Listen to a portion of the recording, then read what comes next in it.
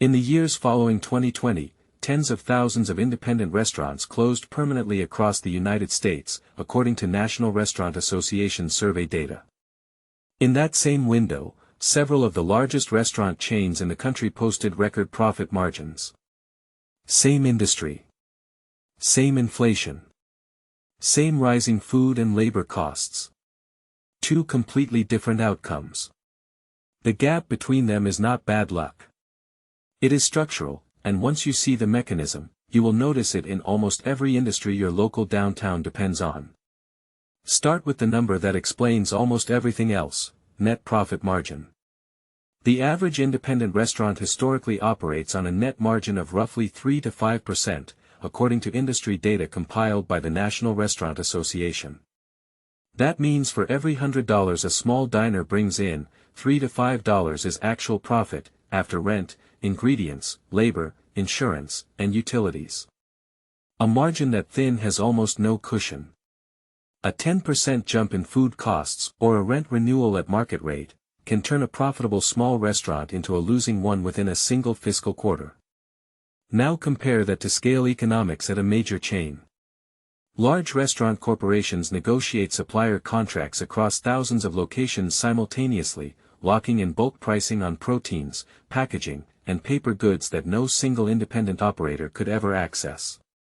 When wholesale food costs spike, a chain's centralized purchasing power absorbs a meaningful share of that increase before it ever reaches a menu price. An independent restaurant, buying from the same suppliers at a fraction of the volume, absorbs the full increase almost immediately, with no negotiating leverage at all. Rent tells the same story from a different angle. Commercial rent in many urban and suburban corridors rose sharply in the years following the pandemic, as landlords repriced leases coming up for renewal. A national chain can walk away from an unprofitable location and simply shift investment to a better performing market elsewhere in its portfolio. An independent restaurant is that one location. There is no portfolio to rebalance. A single unfavorable lease renewal can end the business entirely. Financing access widens the gap further.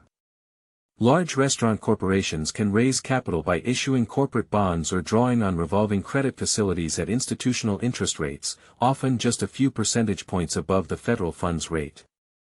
Independent restaurant owners typically rely on small business loans or personal credit, carrying meaningfully higher interest rates and far more restrictive terms, according to Federal Reserve Small Business Lending Survey data. When the cost of borrowing itself is higher, every other cost pressure becomes harder to finance through. Labor costs compound the squeeze one more time. Minimum wage increases and rising healthcare costs affect every restaurant, but large chains can spread the added labor cost across highly optimized, technology-assisted staffing models, self-order kiosks, centralized kitchen prep, and predictive scheduling software, built and tested at a scale no independent restaurant can afford to develop or license on its own. The independent restaurant absorbs the same wage increase with the same staffing model it has run for 20 years, because reinventing it costs more than the restaurant can spare. Put all four pressures together: thin margins, weaker purchasing power, less rent flexibility, and higher borrowing costs, and you get a mechanical explanation for a pattern that looks, from a distance, like simple bad luck or changing tastes. It is not that people stopped loving their neighborhood diner. It is that the diner was never built with the financial cushioning to survive the same cost shock a public corporation absorbs almost routinely.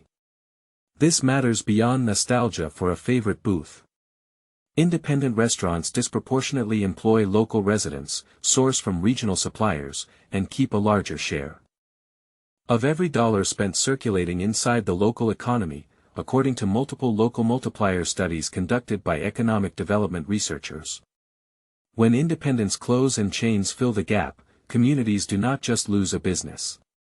They lose a specific kind of local economic circulation that a national chain's centralized profit structure is not designed to replace. So what do you actually do with this? First, understand that a restaurant closing is rarely just about that one owner's decisions. It is usually the visible end point of margin, rent, and financing pressures that have been building for years. Second, if a local spot matters to you, the data on local spending multipliers says clearly that patronizing it does more for your immediate community than the equivalent dollar spent at a national chain. Third, watch local commercial rent and small business lending trends the way you would watch any other economic indicator, because they predict which parts of your own downtown are under pressure before the closures actually happen. If you want more breakdowns of exactly why local economies work the way they do, subscribe and hit the bell, because I cover this every week.